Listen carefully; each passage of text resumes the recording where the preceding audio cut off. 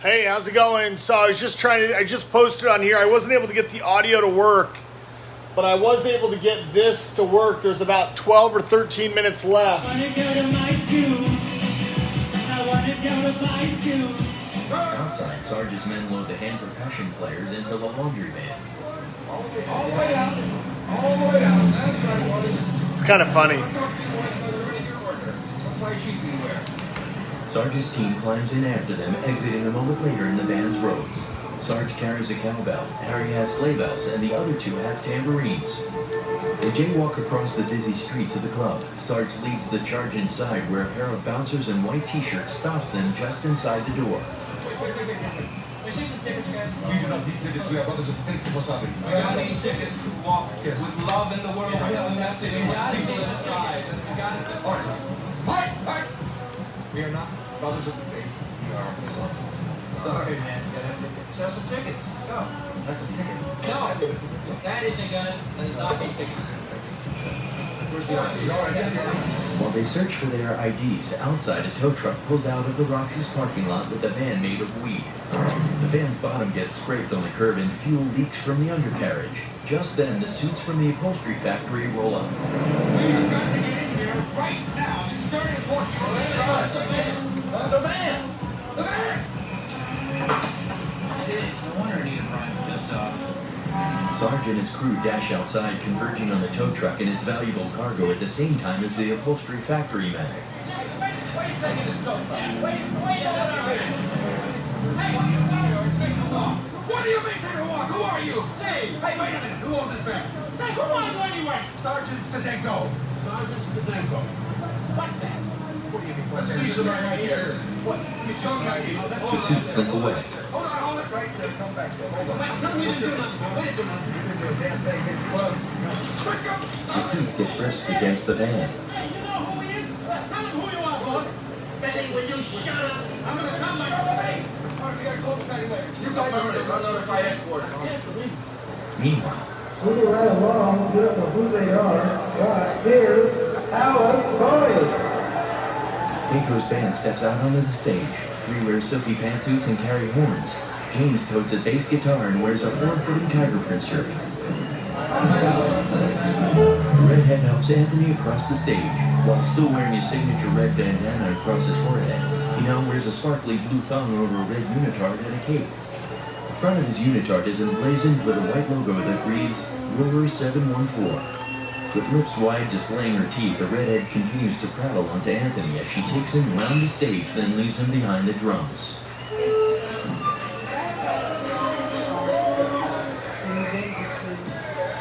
Anthony hunches atop the drum set on his forearms. The redhead waves to the crowd.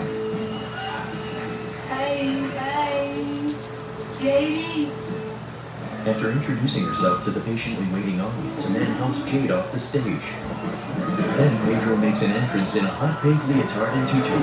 Holding his guitar, he does a jump just as Anthony falls off his drum stool, taking the whole kit down with him. The audience is in an uproar. Trying to assist Anthony, Pedro topples a cymbal. Anthony clambers woozily to his feet, pulling down the microphone. You guys really have a scheme going. Outside the club, night has fallen. $9 billion. $9 billion big ones to help the sea shop find marijuana, smack, two batters, you name it. Sarge, the wagons are on their way. A barefoot man in a plaid sport coat and shorts stands up from the sidewalk and walks away, tossing a cigarette, which lands behind the weed van, igniting its spilled fuel.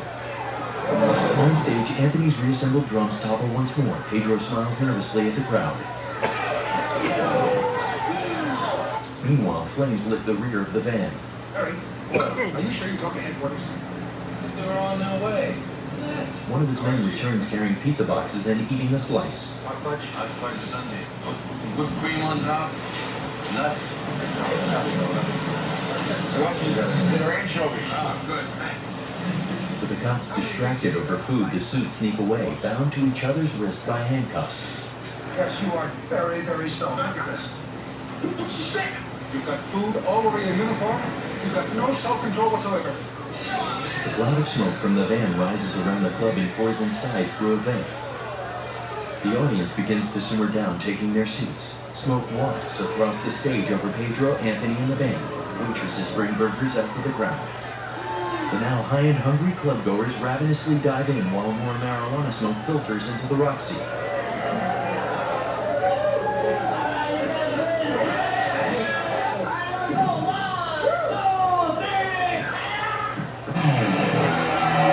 Doing a jump on stage and wagging his tongue, Pedro jams on his guitar in his ballerina costume adorned with nipple tassels and wearing a glittery mask and mouse ears.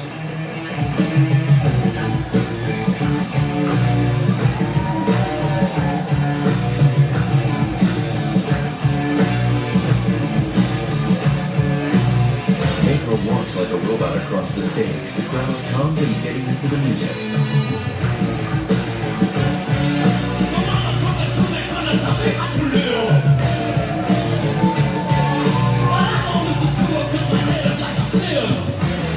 Even Anthony has revived, banging away on the drums.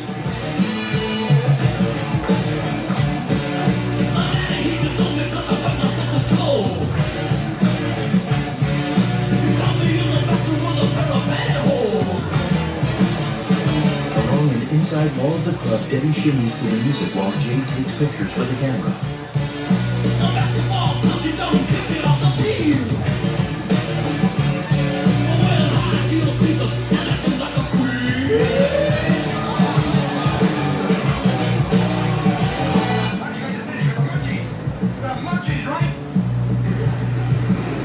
All my life, you're the strength of the force. You put me down, boys. Eric, you understand me. I am stoned. I am stoned. So go with it. Where did your son go with it? Why don't you get out of here? You told me to go with it. What was part of the entire operation? You lose my best dog. You guys piss on my leg. I'm on the verge of a total pig out. You told me to go with it. I'll go with it. Sarge stuffs his face with pizza. Go with it. Back inside.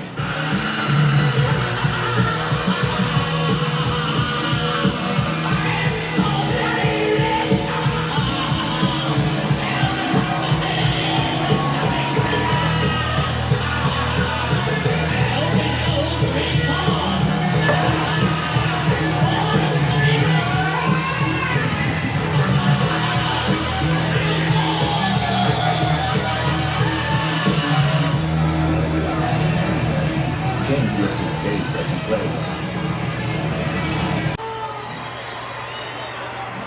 Celebratory hugs are shared between James and the horn player and by Debbie and Jade.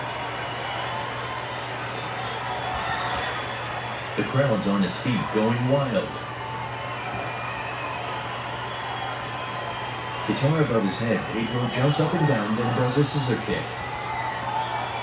James and the horn players trade high fives. Pedro leans over the drum kit and hugs Anthony, who grins happily. The next day, driving in Pedro's car. My mama told me to tell me how to live. Wow, did you hear that crowd? They give us a standing ovation, man. We're gonna have a bad band. We had them eating right out of their hands. Huh? Wow, we're gonna be big, man. Really big, man. We're gonna be bigger than Ruben in the chest, man. I bet you. Shoot. All we gotta do is keep practicing, man. You know, like just keep it together. Wow. I feel good, man. Wish we had something to celebrate, man. You got a joint or anything? Hey, what? We can pull over? I just remembered, man. I got some hash. Oh yeah? Well, fire it up, boys. All right. Hey, I need a pin or something. Oh, there's a pin right here on my tutu, man. And be sure to remind me, we gotta keep those back and get charged for extra days. Let's kind of look this. Man, we're gonna have a limo, man, food backstage, man, everything. Yeah, we need a manager though, that's what I'm saying. My cousin, he doesn't have a job, man, we'll make him a manager. With hash on the end of the safety pin, Anthony lights it up and puckers his lips, sucking in smoke as it wafts up, then offers it to Pedro. All right. What's this? I think it's hash. Doesn't look like much, man. Pedro eyes the pin. Where'd you go? Smoke smolders from Pedro's crotch. He squats between his legs. Anthony grabs for the wheel. High above, an aerial view shows the car weaving between 5 lanes along a residential street. car here. Anthony dumps a bottle of beer in Pedro's lap. They continue up the Pacific Coast Highway. Go up here and slow. Come on, let's go get high. Up here and slow. As the sun sets behind the mountains, the picture freezes in orange with a plume of smoke rising up the screen. Credits roll. Cause when I'm high, way low, don't bother me. When I'm created, you be one long and dangerous road. I take the road and all my cares go up here slow. I can take it, se mortifica all the time. Se hacen viejos antes de su tiempo. But I say that about all the bustle you can find. Porque all the time get high. Come on, let's go get high. Up here slow, that's where I wanna be. Copyright 1978 by Paramount Pictures Corporation. All rights reserved. The persons and events in this film are fictitious. Any similarity to actual persons or events is unintentional. This motion picture is protected under laws of the United States and other countries. Unauthorized duplication, distribution, or exhibition may result in civil liability and criminal prosecution. This film has been described by Deluxe with funding by Paramount Pictures, voiced by Darren Polish. Clouds drift in a blue sky behind a distinctive pyramid-like mountain with a snow-covered peak over which an arch of bright stars appears. Paramount, the Gulf and Western Company.